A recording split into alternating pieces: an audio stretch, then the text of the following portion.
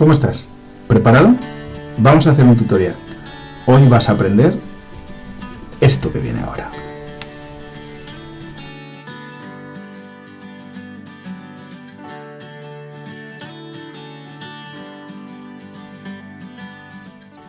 Continuamos trabajando con esta segunda parte de la unidad y ahora nos vamos a centrar en los gastos del Estado. Vamos a empezar por los gastos ordinarios. En el fondo los gastos es lo que decide un Estado sostener, ¿no? Y estos gastos ordinarios son los que se dan que están pautados en calendario y que el Estado tiene una idea más o menos de lo que tiene que gastar. Vamos a ver. Los gastos del Estado, así como una primera definición, son las obligaciones de pago que se han originado como consecuencia de sus funciones. ¿Cuáles son sus funciones? Pues estamos en un estado de bienestar, entonces será principalmente o especialmente el suministro de bienes y servicios públicos, porque estamos en un estado de bienestar y estamos analizando el Estado español. Seguro que el gasto en sanidad del gobierno de Estados Unidos pues es más reducido, ¿verdad?, que el de España, porque España opta porque sus ciudadanos tengan una sanidad óptima y lo están demostrando en este tiempo en que se está grabando este vídeo, que son los tiempos de coronavirus, ¿verdad? Muy bien. Bueno, pues los gastos ordinarios según su función económica se pueden dividir según su función económica en corrientes, que son los gastos de los que más partida presupuestaria a veces se lleva, porque es los empleados públicos, o sea, todas las personas que el Estado contrata para establecer los bienes y servicios, desde la persona que está contratada para dar clase o estar en una universidad o en un hospital, ¿no? Todos, hasta también, por ejemplo, empleados públicos son pues todos los políticos, ¿no? Todos los cargos políticos que están en el Congreso, el Senado, etcétera, nuestros representantes, etcétera, ¿no? La compra de alquiler de bienes y servicios. El Estado a veces tiene que hacer compras y alquilar, ¿no?, algunos bienes y servicios a empresas para que desarrollen trabajos que están subvencionados por el erario público, ¿no? En concreto, por ejemplo, ahora, en este tiempo, pues están comprando elementos para poder satisfacer la demanda de respiradores, de equipos personales EPIs llamados, ¿no?, de protección individual. Bien, ¿qué más? El Estado también tiene capital o inversiones que tiene que hacer, ¿no? Sobre todo bienes inmuebles, infraestructuras, también invierte en hacer carreteras, alumbrados, ¿no?, etcétera. Luego las transferencias, esto también lleva una parte importante del gasto público, ¿no?, que es lo que el Estado entrega sin esperar nada a cambio, es decir, a una persona, pues una beca, pensiones, el paro, ahora está también bastante elevado este gasto, ¿no? Y luego otra parte, que esta es la parte que debería controlar mucho más, que son los gastos financieros y tienen que ver con el pago de intereses de la deuda contraída. El Estado, veremos después que muchas veces para poder pagar todo esto, los ingresos no son suficientes y tiene que endeudarse. Y esa deuda, pues ya lo hemos visto, que todo endeudamiento conlleva un tipo de interés, ¿verdad? Que también el Estado no es ajeno a este asunto. Luego hay otros gastos que son extraordinarios y son aquellos que el Estado pues no puede prever porque no están dentro de sus previsiones, ¿no? ¿Cuáles son estos? Mira, pues de alguna manera el Estado lo que tiene que hacer entonces cuando sucede algo extraordinario es recortar de unos sitios, o pedir créditos o endeudarse para poder hacer frente a estas situaciones. ¿Y cuál es el objetivo principal? Proteger a las personas más vulnerables, los que tienen menos, ¿no? Porque insisto en que al estar en un estado de bienestar, el Estado tiene que garantizar que todos sus miembros tienen cubiertas sus necesidades básicas, ¿no? ¿Cuáles son estas? Pues mira, por ejemplo, hace no mucho hubo unas inundaciones en Levante, son cada vez más periódicas por el cambio climático, ¿no?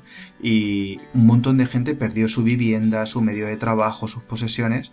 ¿Qué hace el Estado? Bueno, pues declara un estado de catástrofe y entonces envía a la UME, la Unidad Militar de Emergencias, y también hace partidas presupuestarias para, de alguna manera, paliar a las personas incluso aquellas que no tienen seguro, que no les cubre el seguro, porque hay cosas que los seguros no cubren. Y entonces el Estado sale al paso, ¿no?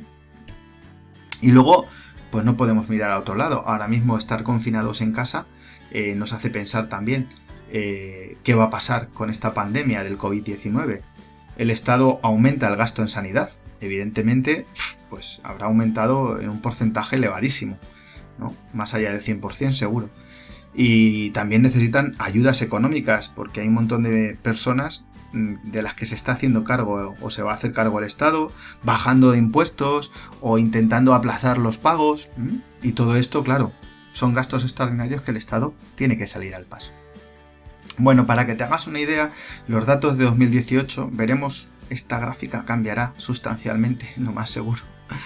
Lo más seguro cambiará sustancialmente en 2020-2021 por causa del COVID. Pero mira, el gasto público se tuvo que recortar en los periodos más importantes de la crisis para poder intentar salir de la recesión, ¿no? Hubo muchos recortes en gasto público. Eso conlleva también un montón de dificultades a la hora de llevar adelante pues la política y el gobierno, ¿no? Pero mira, poco a poco se ha ido aumentando hasta 2018, que se ha vuelto a un estado un poquito mayor de la crisis, sin que afecte a la economía o que afecte de la menor forma posible al crecimiento económico, ¿no? Bien, para que te hagas una idea, que esto también es interesante que lo sepas, ¿cuál es la inversión en salud en la zona euro? Pues mira, aquí está España. Estos datos los puedes consultar en Datos Macros y una página que se llama El Orden Mundial, que te recomiendo visitar. Está muy interesante. Mira, España, tengo los datos de 2018, algunos países incluso 2016 solo. Pues mira, su gasto público en salud ha sido así, ¿vale? Para que veas, el porcentaje de gasto público ha sido un 15%, ¿vale? O el porcentaje del PIB, que es la riqueza total de un país, un 6,24%.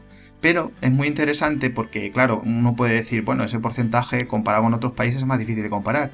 Es muy interesante descubrir cuánto es el gasto per cápita, ¿no? Entonces se coge ese dinero y se divide entre el número de habitantes. Y aquí tienes 1,17 euros cuesta en sanidad a cada español, al Estado. Pero claro, si te fijas en Alemania, por ejemplo, el gasto en salud es casi el triple. O bueno, otros países, Reino Unido, Francia, países de nuestro entorno, ¿no? Sin embargo, Italia, 1900, Portugal, un poco menos, Estados Unidos, y fíjate qué curioso, ¿vale? Pues tiene esto, Japón, vale. Vamos a pensar un poco en nuestro entorno más europeo, más cercano. ¿A qué país está azotando más la crisis? ¿Cuál es el gasto que tienen en sanidad? Y luego, bueno, tampoco podíamos dejar de mirar. El país de la zona euro que más invierte en educación, pues aquí los tienes. Suecia, Chipre, Letonia, Reino Unido, Chequia, Dinamarca, Malta. Ojo, Finlandia tampoco es el primero y tiene una educación muy buena. Pero ojo, mira. ¿Dónde hay que llegar para ver cuánto invierte España en educación? Pues mira, aquí estamos, ¿vale? Estamos, bueno, pues por delante de Francia, Croacia, Luxemburgo, Hungría, Rumanía e Italia. España, Italia, los dos países más afectados por la pandemia. España e Italia, los que menos invierten en educación y sanidad. Vamos, pues ahí lo dejamos. Preguntas que te puedes hacer sobre los gastos y que pueden ser objeto de un posible examen competencial. Pues vamos a pensar algunas. ¿Todos los gastos son igual de necesarios? ¿Piensas que viendo un poco los gastos, hemos visto solo algunos y hemos nombrado así por encima? Te invito a que si quieres entrar en la web donde están los presupuestos actuales aprobados por el gobierno, que por cierto son los de hace 2 legislaturas, los de Cristóbal Montoro, pues mires un poquito, a ver. ¿Qué gastos no puede dejar de pagar el Estado?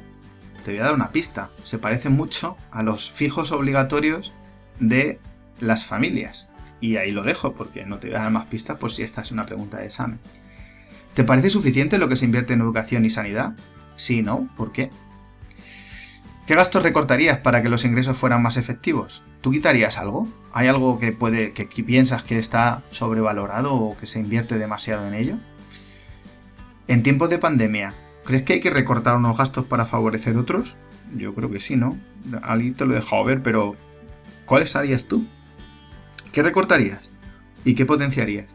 Y luego, ¿hay algún tipo de gasto que crees que se debería incrementar? ¿Por qué? Bueno, estas son un poco algunas preguntas que te pueden ayudar a preparar el examen. Muchas gracias por tu atención y ya sabes, si necesitas cualquier cosa, nos vemos aquí.